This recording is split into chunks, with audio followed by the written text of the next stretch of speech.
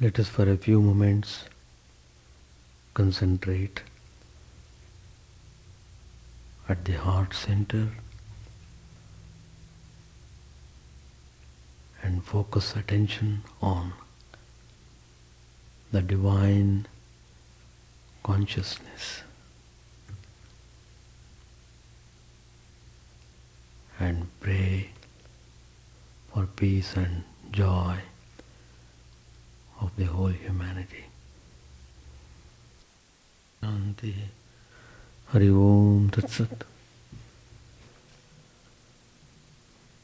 Om Stapakaya Jadamasya Sarvadharma Swarupine Avadara Varishtaya Ramakrishna Te Namah. Asato ma sadgamaya tamaso ma jyotirgamaya mrityorma mritangamaya. Om Shanti Shanti Shanti. Let us pray to Sri Ramakrishna for bringing peace and joy to the whole humanity. Let us bow down to him, the embodiment of all religions, the Supreme God incarnate. Let all our ignorance be destroyed. Let us be able to discriminate properly what is real and what is unreal. Let us move onwards in spiritual path and attain our immortal nature. In the last class, we have dealt with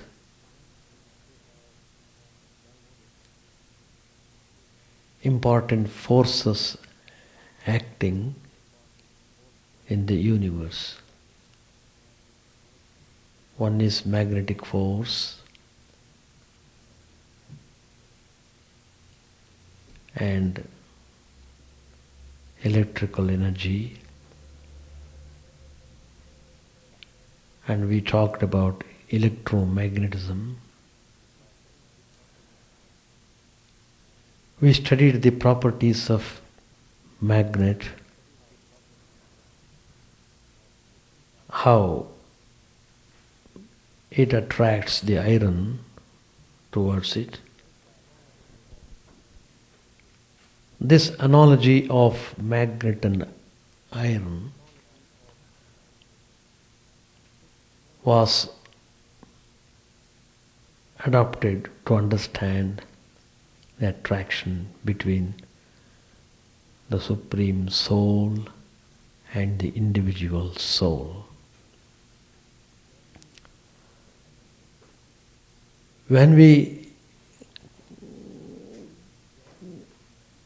come to this level, that means when we are living our life in this world, we are definitely living amidst the reality of dualism. That means everything around us we are seeing, and this seems to be real. We see so many beings doing so many activities. That means we have to admit multiplicity of souls. But this truth that each soul is ever being attracted by the Supreme Soul. Individual soul means individual consciousness associated with the mind. Cosmic soul is the cosmic consciousness associated with cosmic mind. Though we all appear to be separate as individual beings, we are all inseparable at the source. Just like sun and its rays. Sun is there, the source of energy. Millions of rays are emanating from the sun. Millions. Each ray, it has got different illumination depending upon the strength of the ray. Each one shines in its own way. Though each ray emanating from the sun appears different, but at the source they are all one. That means in essence we are one and the same, though we appear to be many. That's the reality.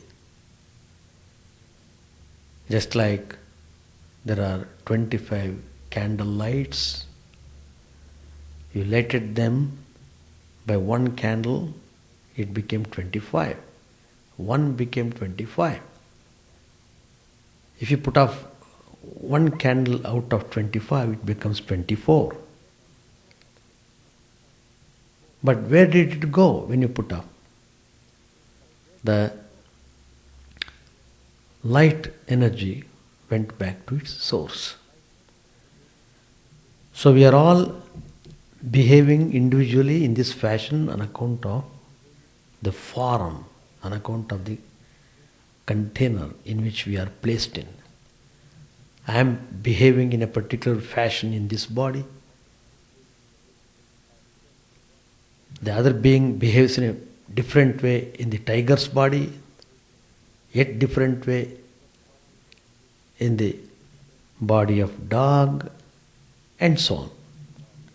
Anyway, the important points which we should understand by this analogy, the magnet teaches that a natural and tremendous attraction exists between God and the beings. If the aspirant does not feel the attraction,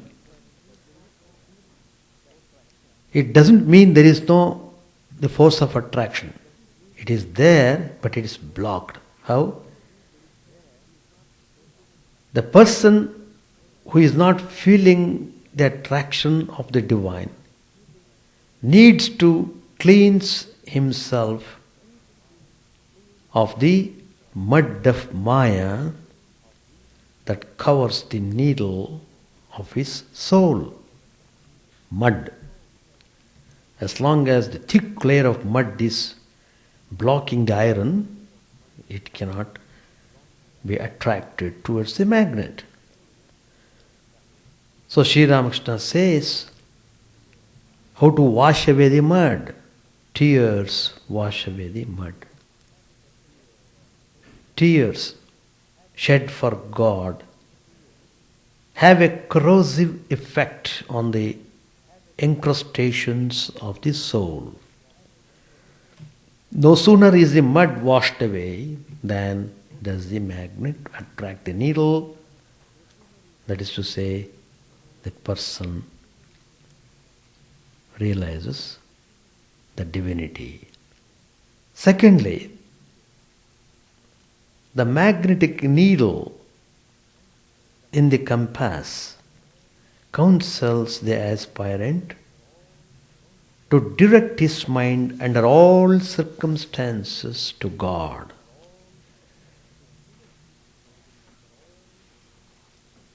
Sailing on the worldly ocean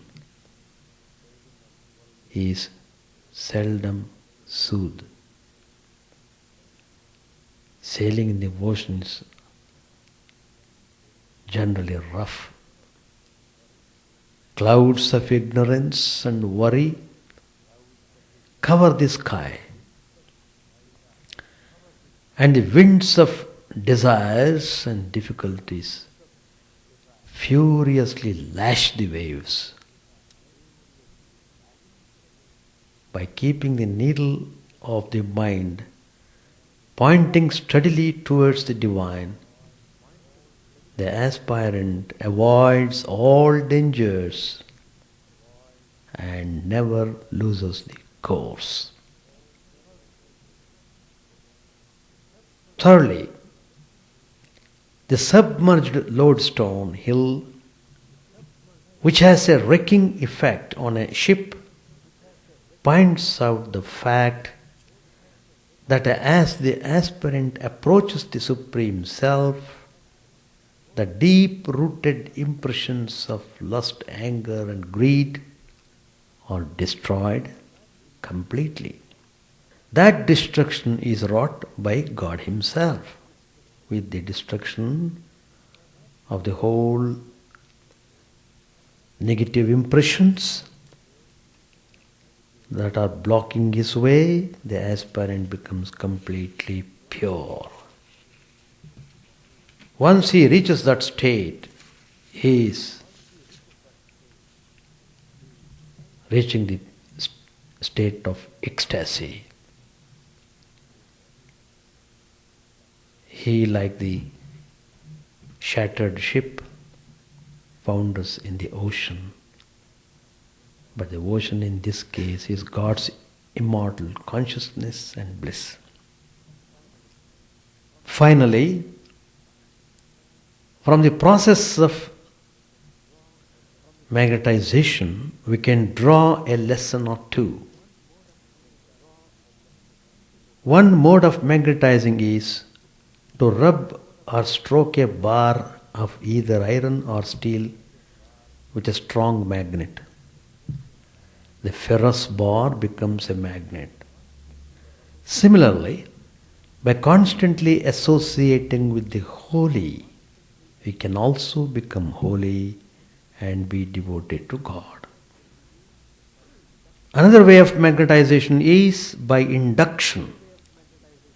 Magnetism can be produced when the piece of metal is laid parallel to a magnet or in the north-south position, as the earth itself is a huge magnet, and trapped gently a number of times. This is similar to the regular practice of japa, repetition of the divine name, and meditation. Steadfast spiritual practice, the magnet teaches, rouses the dormant divine love which draws the soul to the divine Lord. So much significance is there in this analogy, magnet and needle. Both are attracting towards one another. God is a magnet and the embodied being is a needle. When he becomes purified, he takes the position of magnet, God becomes the needle. The devotee doesn't have to run in search of God, God runs to him. That's the beauty. Well, that concludes our discussion on the topic in the last two classes.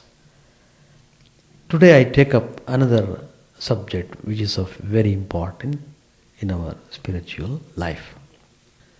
course, you are familiar with this topic. Just now I mentioned the association with the holy, we become holy too. So I am taking that subject today, holy association. Spiritual life starts with the holy company. Your character depends upon your association. If you are careful about your association, you can shape your life accordingly. Sri Ramakrishna declares, one cannot know the truth about God through science. Science gives us information only about things perceived by the senses, as for instance, this material mixed with that material gives such and such a result, and that material mixed with this material gives such and such a result. For this reason, one cannot comprehend spiritual things with his ordinary intelligence. To understand them, he must live in the company of holy persons. Then further, Sri Ramakrishna says in the Gospel, you learn to feel the pulse by living with a physician. So, he has given very prominent place for the holy company. He himself was the center of that attraction. When people would come, he would just make them come again and again. Whenever they were about to take leave of him, Sri Ramakrishna would say, come again. And he would tell it in such a way, as soon as a person reached the home, it would be ringing in his ears. Sri Ramakrishna called me to come again. Let me go again. That's the... So, tremendous importance is there for holy association. The general nature of a person is he wants to be associated with. You see, there are always exceptions. Out of 1 in 100 million may not like any association. He may love to live extremely secluded life. That you can hardly count them in the whole world. When we talk we talk in a general way. That we should always remember. So, he wants companions. He wants to live in the society. He wants to be active in it. He wants to do something. He loves to be in the company of the people. Because man has been made so, he has been created so, God created man with the senses going outward. Eyes are looking outside, ears are hearing from the external sounds, mind is projected outside. So the whole being is projected outside. There's a famous passage in the Kathopanishad, Paranchikani vitranat swayambhus tasmat parang pashyati. It's a famous statement of the Upanishad. That's the meaning what I said just now. The senses are created to go externally. The natural tendency is to go external. Again, there's another important nature. We should study all these things. Then you will understand the significance of holy association, how it affects your personality, how it shapes your character. All this come one by one. Now, man wants to share his thoughts. He wants to share his sorrows, his joys with others. Many times we find people come and talk. You just hear them, they are satisfied. They feel they are unburdened because they poured out all that was inside their mind, they got relieved. Sometimes he wants to share some good news that gives him happiness with another who is likely to appreciate his talents. Sometimes a man who hears it may envy also his success. In sorrow and disease, man really needs somebody who would be sympathetic to him, who would feel for him. For want of this succor, sometimes men have been seen to lose all faith in humanity and turn unfeeling, unappreciating brutes. They may even be driven to insanity or may become hardened criminals. So, association really keeps the health of a man or woman, whatever it is. So, history has a number of incidents to prove this. Association solves many problems. It has got very good effect. Now, psychological investigations show that even babies languish and die for want of sympathy and love. They instinctively feel, though their minds may not have developed to grasp intellectually what they feel, that they are not wanted. The very atmosphere perhaps becomes oppressive to them. This is not merely a conjecture, it can be inferred by our own experience in life.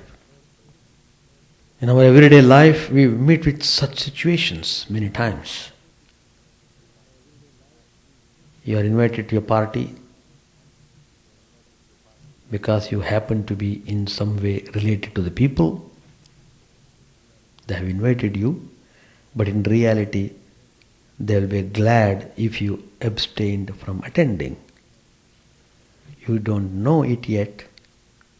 You go to the function, immediately you regret your action, for you instinctively feel that you are an unwanted person there, though you came not uninvited. You have gone there on invitation only. Still, you feel that impression. You are not really wanted by them. Perhaps a dead silence of a minute or two at your entry in the otherwise happy atmosphere tells you that fact. Or something like it happened and you become aware of the true state of affairs. It may sometimes be suffocating for you and perhaps you wish you were not there at all. On the other hand, others at some other place would probably wish that you went to them even uninvited and felt yourself at home with them. Such instances show that atmosphere is not merely physical but something more. And this other atmosphere acts on the psychic being of man as the outer climate and atmosphere acts on his body. The psychic being is very much there. He is influenced by the environment he lives in, by the company he associates with.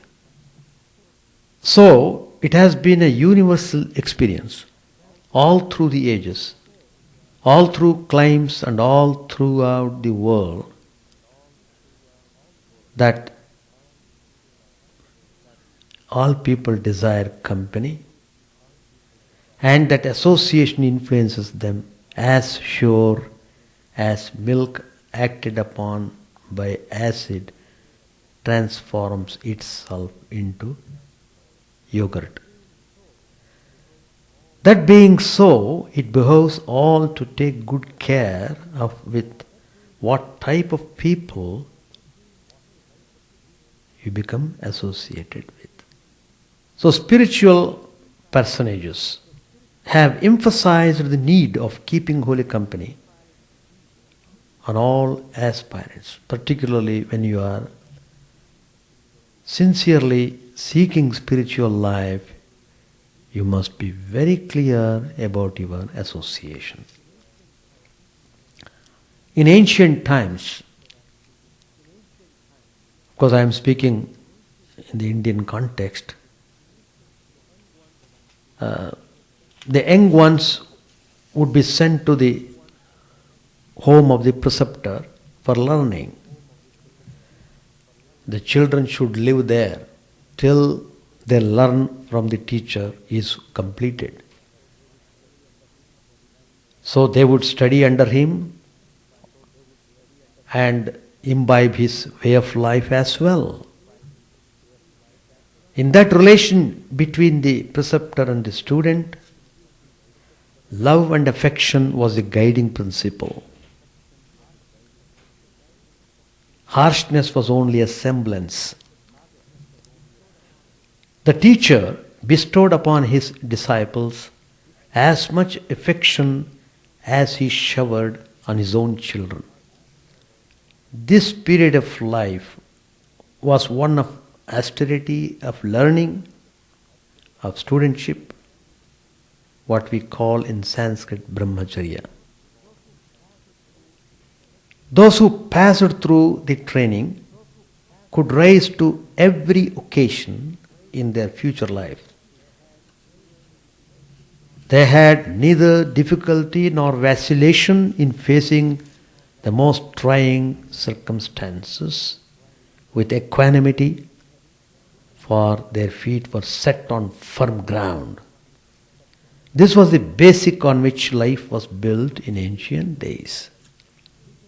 People could survive all the severest challenges in their life. They would gladly accept the suffering,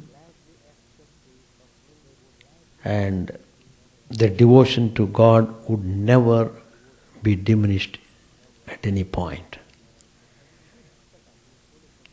And in this setup, holy company was a foregone conclusion. On account of various reasons, the ideal could not strictly be followed in later periods. Now, that type of learning is no more there. It has taken a different shape and different ways. Children are getting educated in modern times. Yet the idea that holy company was a necessity of spiritual life was indisputably accepted by everyone. There's a famous Sanskrit saying, Satsangatve nissangatvam, nissangatve nirmohatvam, nirmohatve nischalatatvam, nischalatatve jivan mukti. The meaning is, first they talk about the holy company. With the benefit of holy company, what do you get? You get into a state of non-attachment. Non-attachment is a spiritual force. You do the things very efficiently, but you are not strained at all. There is no stress and strain in your doing the things. Why? Because there is no attachment. You do it as a selfless service. Whatever you do it in the name of God. Everything you offer it to God. With non-attachment, one goes beyond infatuation. And going beyond it, one grasps the steadfast truth, the ultimate reality. Attaining it, one is freed here while living. This is called Jivan Mukti. To have the experience of freedom while you are still in the body. Though you are in this body, you are well aware you are not this body, you are not this mind, you are completely separate from them, and you know that reality, so you are no more bothered about anything else. That means you will be in perpetual happiness and contentment. Many have attained this state of experience. There are instances when a touch or a glance from a holy person transforms one. Swami Vivekananda, the foremost disciple of Sri Ramakrishna, he said, spirituality is a thing that can be given like a flower or fruit by those who have realized God. That's what Sri Ramakrishna did. When Vivekananda asked him, have you seen God? Yes, I have seen God. Not only that, you can also see Him. Direct answer. So direct it was. And he is assuring him that he can also see God. That's the point. Lord Christ, if you study His life, you find He took His foremost disciples, fishermen, and said, come and follow me and I shall make you fishers of men. And He really did so. Now there is an instance in the life of Sri Ramakrishna which I am taking in this context. There was a servant. When he came to Sri Ramakrishna, he was a boy, very young. He was working as a servant in Sri Ramakrishna's disciple devotee.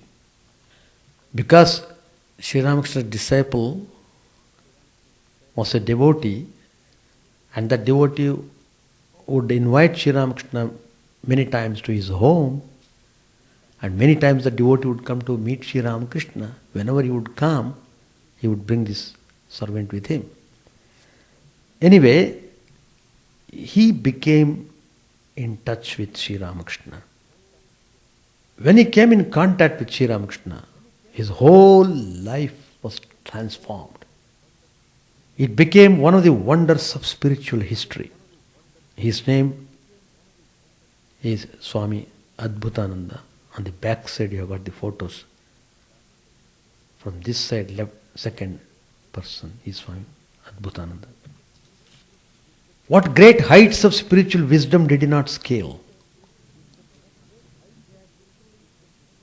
He had literally and truly no education as it is generally considered at the present time.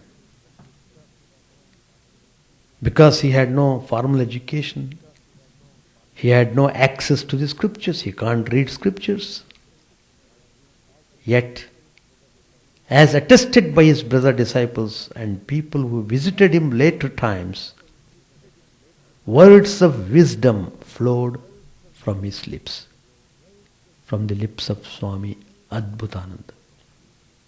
He had direct access to the source of all knowledge. Coming in contact with Sri Ramakrishna, he directly came in touch with the source of knowledge. Such was the transformation that was produced by the company of Sri Ramakrishna. And that Swami became one of the important disciples of Sri Ramakrishna. How was it possible? Because he would come regularly to Sri Ramakrishna. He was constantly hearing what Sri Ramakrishna was telling to the disciples. And he became really devoted and got the realization in his very life. We shall continue this topic next Tuesday. So holy association has got tremendous effect. It has got tremendous effect. Particularly when you are trying to practice a higher life. It's very important. Thank you. Page 582. Master said, "You have strong blood. Your case is different. The Divine Mother has placed me in the state of a child. One day I was bitten by something in the jungle. I had heard people say that in case of snake bite, the poison would come out if the snake bit again. So I put my hand in a hole and waited. A man passing by said to me, 'What are you doing? You will get rid of the poison only if the snake bites again in the same place. You will not be cured if the snake bites another part of your body.' I was told that the autumn dew was good. One day, while coming from Calcutta, I stuck my head out of the carriage and exposed it to the damp air." All laugh. To Mahendra of Sinti, Sri Ramakrishna said, "The Pandit from Sinti is very good. He holds a title for his scholarship. He respects me." I said to him, "You have read a great deal, but give up the vanity that you are a scholar." That made him very happy. I discussed Vedanta with him. To M, Sri Ramakrishna said, "That which is pure Atman is unattached. Maya or avidya is in it. In Maya there are three gunas, sattva, rajas and tamas. These three gunas also exist in the pure Atman, but Atman itself is unattached. If you throw a blue pill into the fire, you will see a blue flame. If you throw a red pill, you will see a red flame. But fire itself has no color of its own. If you put a blue pill in water, the water will turn blue. Again, if you put alum in that water, it will regain its natural color. A butcher was carrying a load of meat when he touched Shankara, Acharya Shankara. Shankara exclaimed, "What? You have touched me?" The butcher replied, "Venerable sir, neither have you touched me, nor have I touched you. You are pure Atman, unattached." Jadabharata said the same thing to King Rahugan. The pure Atman is unattached, and one cannot see it. If salt is mixed with water, one cannot see the salt with the eyes. That which is the pure Atman is a great cause, the cause of the cause. The gross, the subtle, the causal, and the great cause. The five elements are gross, mind, buddhi, and ego are subtle. Prakriti, the primal energy, is the cause of all these. Brahman, pure Atman, is the cause of the cause. This pure Atman alone is our real nature. What is jnana? It is to know one's own self and keep the mind in it. It is to know the pure Atman. How long should a man perform his duties? As long as he identifies himself with the body. In other words, as long as he thinks he is the body. That's what the Gita says. To think of the body as the Atman is ajnana, ignorance. To the bearded Brahmo devotee from Shibipur, Sri Ramakrishna asked, "Are you a Brahmo?" Devotee answered, "Yes, sir." Master said smilingly, "I can recognize a worshipper of the formless by looking at his face and eyes. Please dive a little deeper. One does not get the gem by floating on the surface. As for myself, I accept all. The formless God and God with form." We shall start. Now question session will start. Anybody to ask any question? So there is tremendous attraction between God and all of us. That's the source of hope for us because God is attracting us. So what is the meaning of practicing? To remove the mud covering the mind. As long as the thick layer of mud is there, it is there like a rock. It has become a rock because we have not been able to clean the mind now and again. We have allowed the dirt to stay on. It has become rock. So how much time it requires to break the rock, and you have to apply so many methods. Even if necessary, may apply dynamite also, if it is so strong. That is the practice. Yours is only to do practice. The result will come by itself. Because Atman is in your own self. That light is there. It is blocked by this mind, by the impurities of the mind. Just in Vedanta, we always give the example of sun. Sun is there, bright, all the time it is bright. Immediately the weather becomes very gloomy because the clouds have covered it. Once the clouds are dispersed, the sun shines by itself. So the sun is always shining there. In the same way, Atma is always here. But because the ignorance is covered, the mind, so we are suffering because we don't know the reality. The moment you come to reality, all the suffering goes instantly. That's all. So, holy association, spiritual practice must be done regularly. Then only you feel the benefit of the practices. Important. We are not doing it, we should do it. What we are doing is not enough. We should do it more vigorously. So, it depends upon how you develop the spiritual qualities in yourself. That's the measurement. That's the indication how you are going towards the Supreme. That's the indication you are going in the right direction. It is not God sending you. You wanted to come in this body and you wanted to enjoy the world. So you came. Because you came, God is also coming with you. You are not separate from God.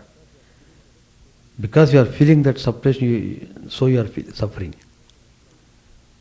That's called ignorance. That's one way of looking at the thing. Another way is you have come in this body not to waste your energy resources in doing idle things, but you have given this opportunity so that you can realize the reality in this life. So you have taken this body to work out. You need a mechanism, you need a thing, you need a tool to work for. So body is the tool. So first of all, a desire should come. Why I am suffering? Why there is so much suffering? What is the reason for that? How to go beyond this suffering? It starts like that. For whatever reason we have come in this state, we are suffering. Reason may be millions of reasons. We are not to be bothered about reasons now. There is no point in unnecessarily wasting time in finding out what happened, etc., etc. Try to get out of this suffering. Then you will understand everything. Getting out of suffering is important. To get out of suffering, you have to do practice. If you don't do practice, you will continue to be like this. God is not affected whether you do it or not do it. You are only affected because you are suffering and you are feeling terrible, miserably. You are awful. So you feel why I am in this stupid state. Why? Because you are not thinking of divine, because you have not shaped your character properly. So you are suffering. That's all. So doing and doing both are in your hands. Both are in your hands. Holy people come, holy associates, they will help you. But you have to have that initial hankering to realize the truth. If that is there, then everything comes out well and you will be able to sail through the rough season of the rough sea. Ocean is always rough, It's not easy sailing in the ocean. Life is like that. And because we are pulled outwardly in so many ways, naturally we are disturbed. So the disturbance is because of our type of activity which we are engaged in. That's all. Anything else? Rich has got any question? Do you have? No. Complete acceptance what I have said. Yeah. Anyway, spiritual practice is like that. So God is always present. That is the way of Vedanta teaching. Vedanta always tells you the principle. See, your practice is to get rid of ignorance. How to get rid of darkness? Bring the light. Darkness go instantly. Like that. Aspire for knowledge, spiritual knowledge. Then constantly meditate on the spiritual ideas. Be in touch with holy association. Then you will see the result in yourself. That's the idea. Alright, we shall stop. Chant the name of the Lord and His glory unceasingly, that the mirror of the heart may be wiped clean, and quench that mighty forest fire, worldly lust, raging furiously within. O name, stream down in moonlight on the lotus heart, opening its curve to knowledge of thyself.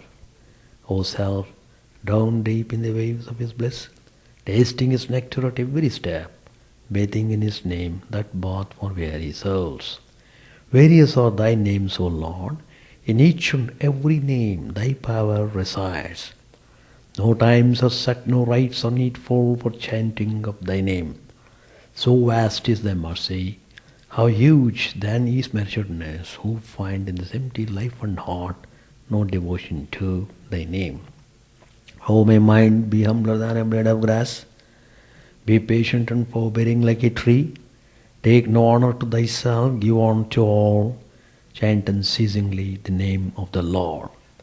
O Lord and soul of the universe, mine is no prayer for wealth or retinue, the playthings of lust or the toys of fame. As many times as I may be reborn, grant me, O Lord, a steadfast love for Thee. A drowning man in this world's fearful ocean is Thy servant, O sweet one. In Thy mercy consider him as dust beneath Thy feet. Oh, how I long for the day when an instant separation from Thee, O Lord, will be as 1,000 years. When my heart burns away with its desire, and the world without Thee is a heartless void. Prostrate at Thy feet let me be in unwavering devotion, neither imploring the embrace of Thine arms, nor bewailing the withdrawal of Thy presence, though it tears my soul asunder. O Thou who steelest the hearts of Thy devotees, do with me what Thou wilt, for Thou art my heart's beloved, Thou and Thou alone. O Lord, lead us from the unreal to the real, lead us from darkness to light, and lead us from death to immortality. May all be free from dangers, may all realize what is good, may all be actuated by noble thoughts, may all rejoice everywhere. May all be happy, may all be free from disease, may all realize what is good, may none be subject to misery. May the wicked become virtuous, may the virtuous attain tranquility, may the tranquil be free from bonds, may the freed make others free. May good betide all people, may the sovereign righteously rule the earth, may all beings ever attain what is good, may the worlds be prosperous and happy. May the clouds pour rain in time, may the earth be blessed with crops, may all countries be freed from calamity, may holy men live without fear. May the Lord, the destroyer of sins, the presiding deity of all sacred works be satisfied. For he being pleased, the whole universe becomes pleased.